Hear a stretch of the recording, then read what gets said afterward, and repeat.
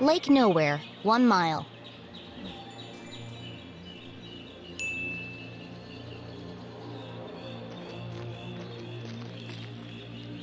Stop!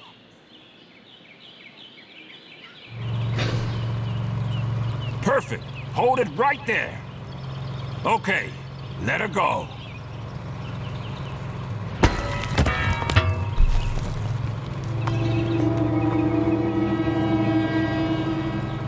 Oh dear. That was ominous.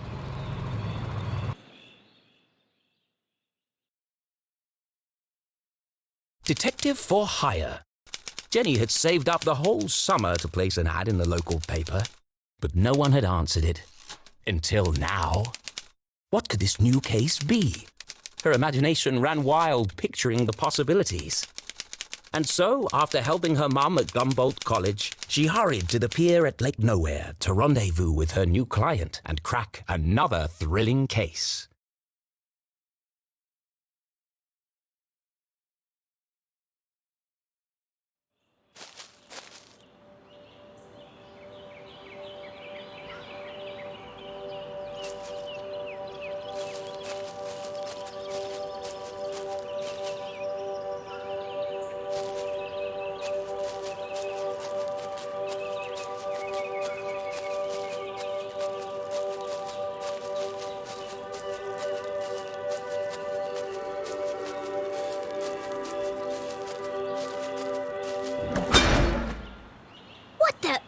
Hey, kid!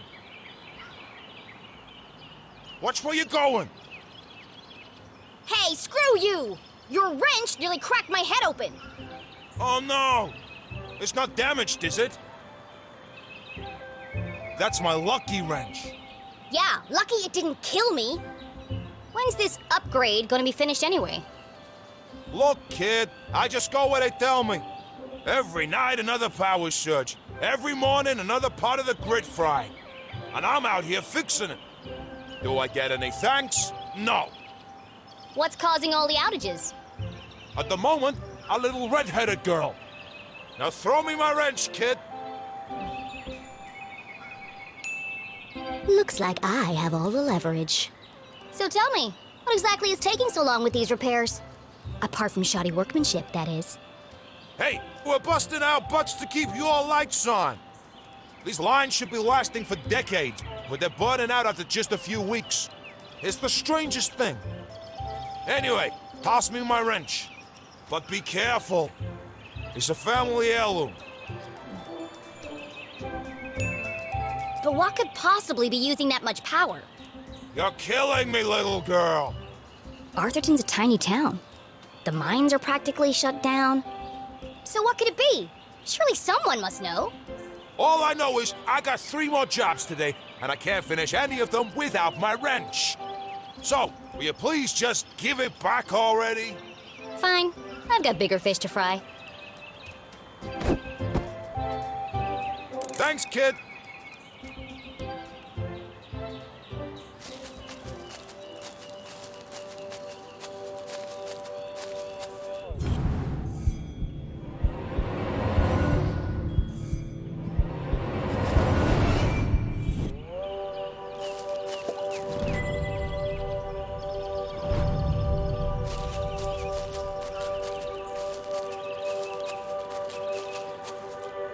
As Jenny stepped out of the dark forest, she saw warm sunlight reflecting off the cool lake.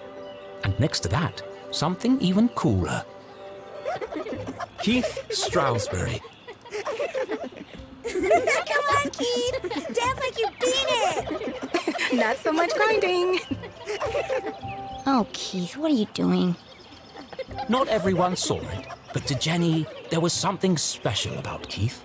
He's just happy being himself. Nothing seemed to bother him. Not even having to dance in a costume for $1 an hour. But Jenny was not so laid back. Not when it comes to standing up for a friend. Especially her only friend.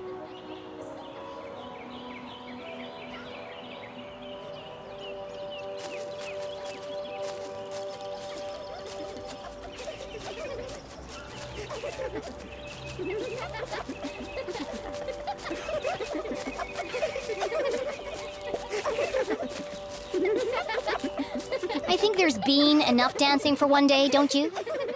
Hey, Jenny. Hello, Susan. Actually, I prefer Susie. Busy laughing while others earn a living, Susan? Not everyone's got your dad's money, I guess. Jenny! Hi! Tall and handsome, with intense, mysterious eyes. Cool should have been his middle name, instead of Tarquin. But Keith was so cool, he didn't even mind. Give me 1 minute. I'm just finishing Sure. Don't let me interrupt your work. my shift ends. In 15 minutes, I know. I'm early. I'm meeting a client over at the dock. Paid case. Could be big. Real big. Couldn't be as big as her head. Wow, that's really... Impressive? Maybe. All I care about is keeping this town crime-free. The only crime here is that haircut. Back in a minute, Keith. I'll have the usual. 6 sugars, a splash of milk, and a dash of cinnamon. You got it.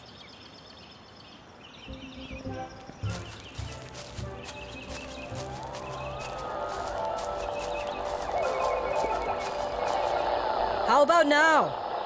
Move it to the left a bit. What's he doing up there? Not now, kid. We're busy. Any better? No, keep going. Now? Yes, it's working. Hold it right there. That's what all the fuss is about? Not this guy again. What is that? Whatever it is, it's not my music. Maybe it's... Jazz? Shh! I'm trying to listen. You shush. I'm the DJ. I'm in charge. When's this party getting started, boys? Oh, just a few more minutes. How are we supposed to dance to this? I think we're losing them.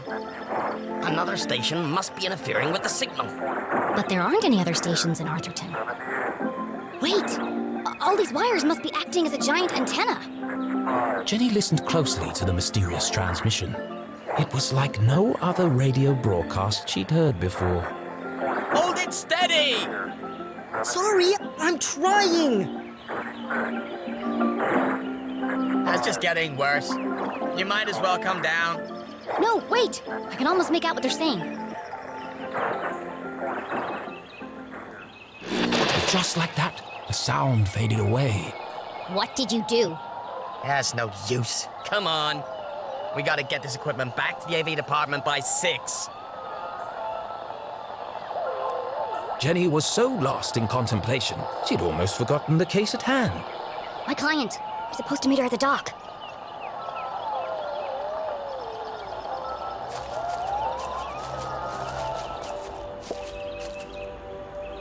Danger. No swimming.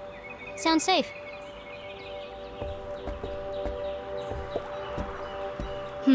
How do I get this ladder down?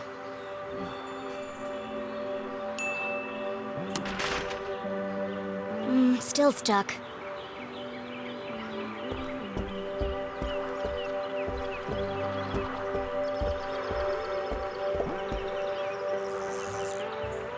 Aha! Got you this time, you slippery fella. Ah, shucks. Just another boot. Excuse me, Mr. Humdrum. Oh my! If it isn't little Jenny LeClue. What a glorious day, don't you think? As far as Jenny was concerned, small talk was like a second pair of underpants. Uncomfortable and completely unnecessary. But Mom always says, create a good rapport and they'll reveal everything to you. So she gave it a shot. How's the fishing? Oh, the fishing's great, but the catching is bad. All I'm getting are old boots and strange bits of metal. But just look out there, Jenny. She's got that wonderful afternoon glow. No one knew why the lake glowed at night, and few were brave enough to swim its murky waters. What lay beneath its depths was the stuff of myth and legend. Somewhere out there lies the giant red herring, or so they say. but no one's ever caught one. Sounds fishy to me. Well, if she's out there, I'll catch her. Someday. Great. Well, now that we have a good rapport, where can I find Mrs. Humdrum? Well, she's down there on the ridge. Only one problem. I think the ladder is broken. Ah, yes. There's a knack to it. First you shake it, then you kick it, and then you push it. Sounds unnecessarily complicated. I'll join you down there in a bit. Just have to sort my tackle out.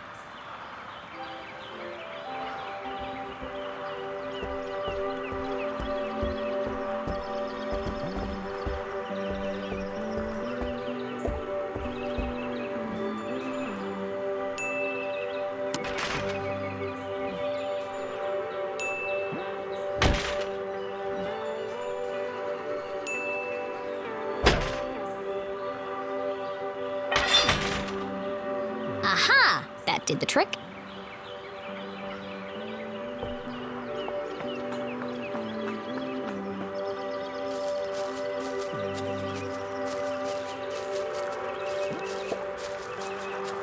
Mrs. Humdrum, I presume? Oh, hello! You? I'm the private detective you contacted.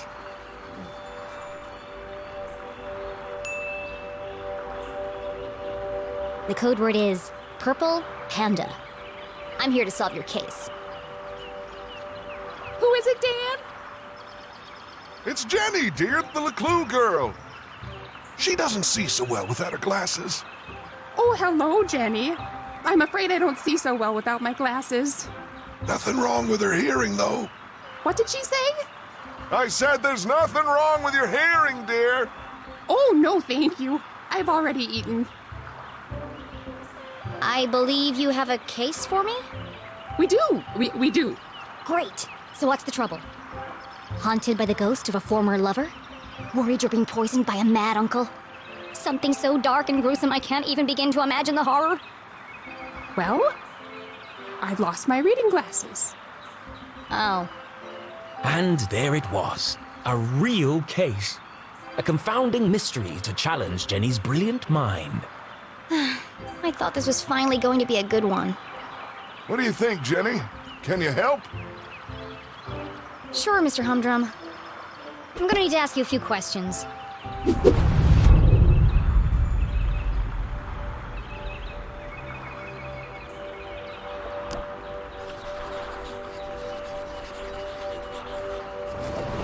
Looks freshly blow-dried.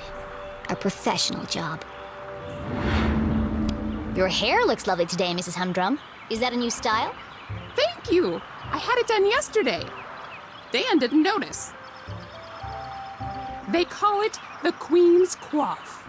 Well, it's certainly big. And expensive. But I'm worth it, Dan.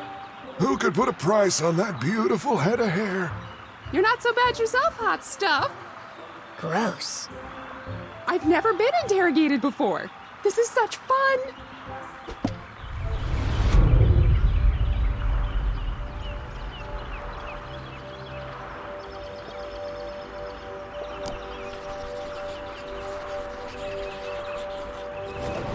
Jenny recognized the distinctive indentations left behind by a pair of spectacles.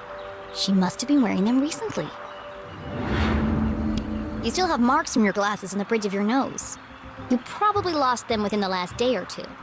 Oh, I never would have thought of that. When do you last remember wearing them? I'm really not sure. Dan? You had them at your Tuesday book club. Oh, yes. We're reading 50 Shady Graves. You really are very good. The best. How long have you been solving mysteries? I'll ask the questions, thank you.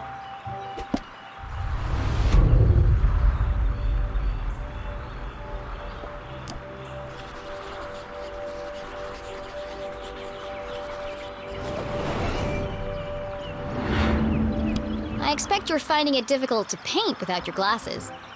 Oh no, I never wear them when I paint. I like to feel the canvas, to interpret the colors.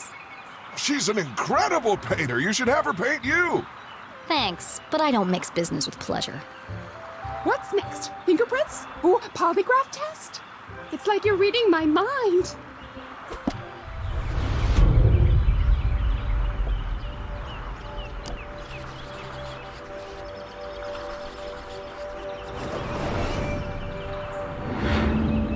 Do you often carry a pair of binoculars? She doesn't go anywhere without him. I presume you don't wear your glasses when you use the binoculars. No, I can't get my eyes close enough to the eye cups. I see.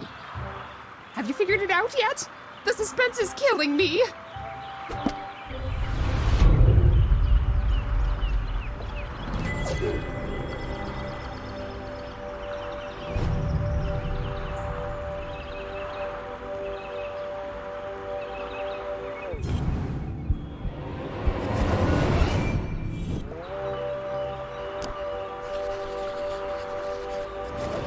That's a large hole. She must have caught it on something. Did you have trouble climbing down the ladder, Mrs. Humdrum? Why, yes, I did. How on earth did you know? There's a tear in your pants pocket. Well, what do you know? I didn't realize these pants even had pockets. I feel like you know more about me than I do.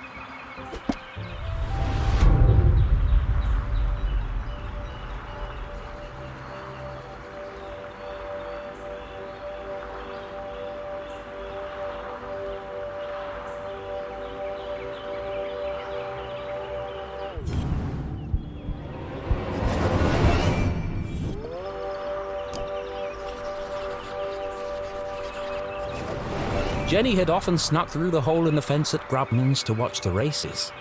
She could understand why the dogs ran so hard. They were chasing the promise of food. What the adults were chasing was less relatable. I notice you're a gambler, Mrs. Humdrum. You've been at the Greyhound races. That was yesterday. We always go to Grubman's on Wednesday. Did you take your binoculars with you? Of course. Those little critters are so far away, I can't keep up without my binoculars. Interesting. You are so thorough. Any more questions? I think I have everything I need to wrap this one up. Where are Gail's glasses?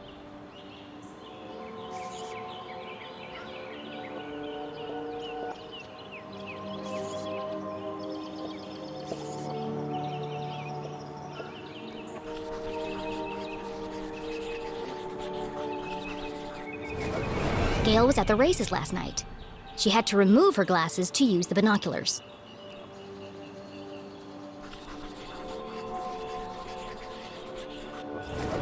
Gail also had her hair cut recently. It's fluffy and big and could easily hide a small object.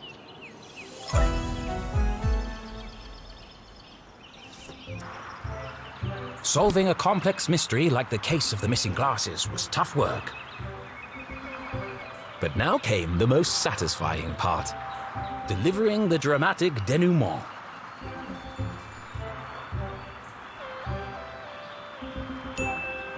It could have happened to anyone. Why fate picked this poor woman, we may never know. Who's she talking to, Dan? Shh, she's working. Our victim. A simple-minded but well-meaning lady with mild myopia and a keen sense of fashion. Oh, I think that's me, Dan. A fruitless day at the racetrack. An act of instinct lost in the heat of the moment. One hand reaching for a pair of binoculars.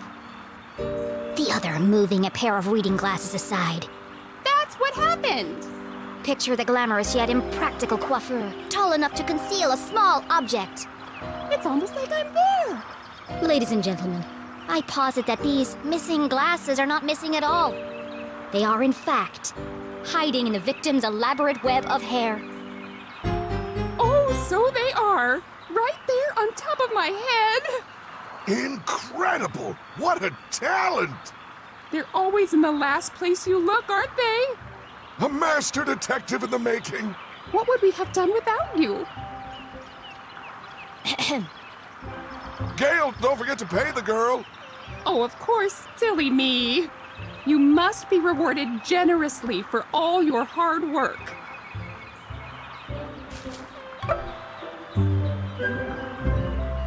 Now don't spend it all in one place. Thanks. I'll do my best.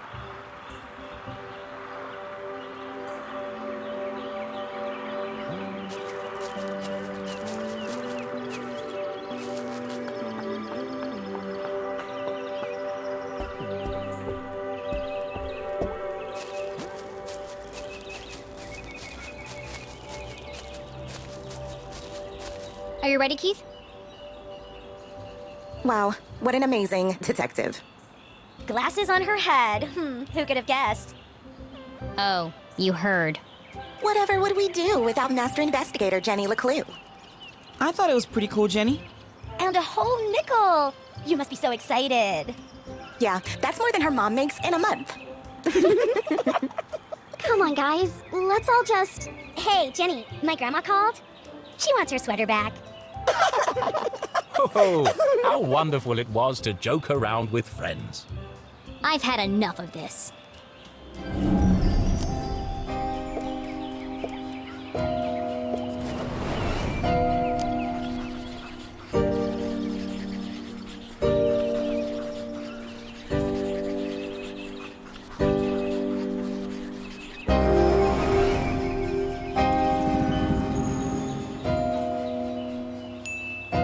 Skirt ironed but unevenly. The work of a distracted housewife. Brand new, hideously overpriced shoes. Overcompensating father. Your dad's sleeping with Deborah's mom again, isn't he? What? No! How do you... Shut up, Jenny! You don't know anything! Wow, Jenny, that was cruel. Who even says something like that? Aw, don't cry, Veronica.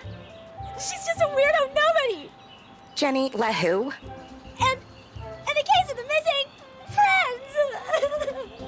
friends! Yeah, good one, Veronica. Come on, let's get you home. Are you coming, Susie? Thanks for the coffee, Keith. And the extra sugar. Of course. It's... Nothing special at all, and the same thing he does for everyone? Oh, okay. See you around, Keith.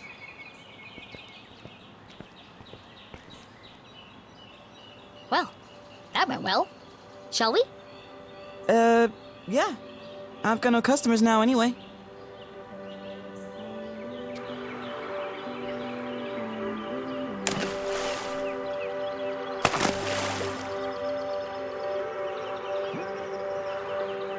Nothing exciting ever happens here.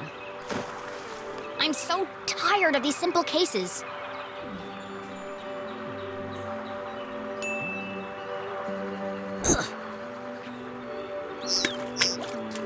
How am I supposed to become a real detective if there are no real crimes to solve? You help that old lady? Darn. Thanks, Keith. But it was stupid, and everyone knew it, including your girlfriend. She's not my... And you really mustn't let them treat you like that. You should stick up for yourself. They don't mean anything. Sometimes you just gotta speak up and say how you feel. Well, You can't just let people walk all over you, Keith. Okay.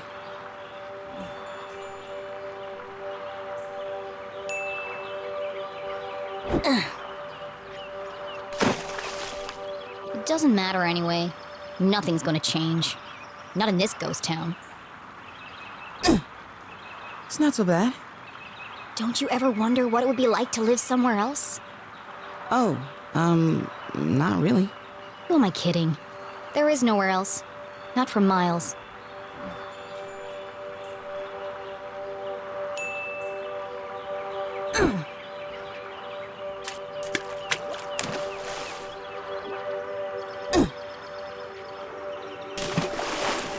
Oh, shucks. I see practice is going well. Is your dad still pressuring you to play? Well, Come on, Keith. You hate basketball. And tough love, but you're the worst player on the team. not the worst. Well, on the bench anyway. Why don't you just tell him you don't want to play anymore? It's a Strasberry tradition. That's my point, Keith. This whole town is dead, stuck in the past. Everyone is just doing what they're told without questioning why. Where's the ambition, the sense of adventure? Are we still talking about basketball?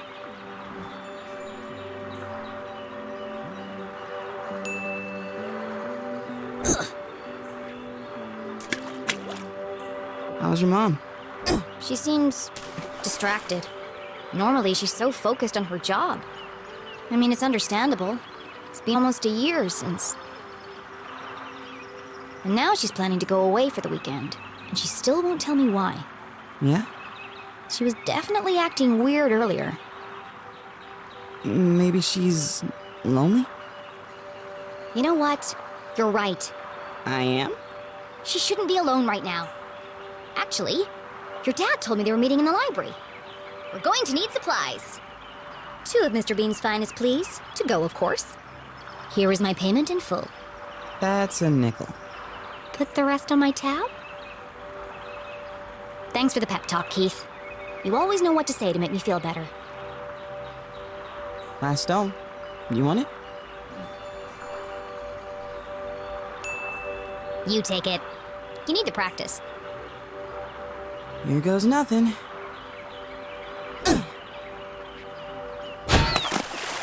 Three-pointer! Nice one, Keith.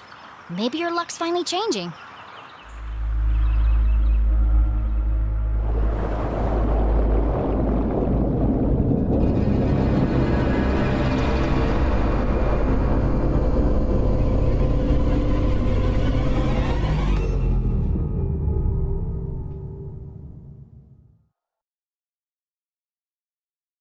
Keith was an excellent listener. Or maybe he just didn't speak much.